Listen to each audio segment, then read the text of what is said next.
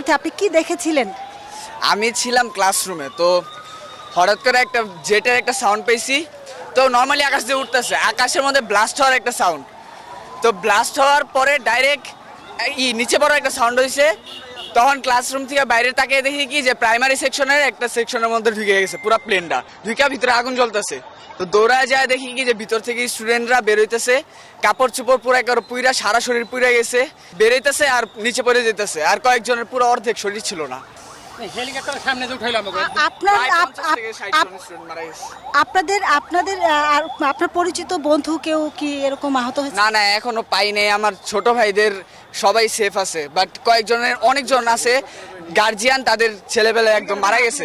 আর last তো identify করার কোনো চিহ্নই নাই, চেহারাই নাই এখন। কাবাবের মতো হয়ে গেছে, মুরগির মতো, যেমন ইউহানা মুরগির। আমি বলছি, আপনি কি দেখেছেন? হ্যাঁ, আমি এরকম হেলিকপ্টার সামনে ছিলাম, এরকম যেমন লাশগুলো উঠায় যা আহত ছিল মিলে গেছে গা, ওগুলো দেখছি যেগুলো একদম পুইরে টুইরে একবারে কাবাব হয়ে গেছে গা, এটা হয়ে গেছে গাড়ি দিয়েছে, মেডিকেল গাড়ি দিয়েছে। আর যেটি আহত সোলামলা অবস্থা আছে, এটি নিয়ে গেছি দিয়া হেলিকপ্টার দিয়া।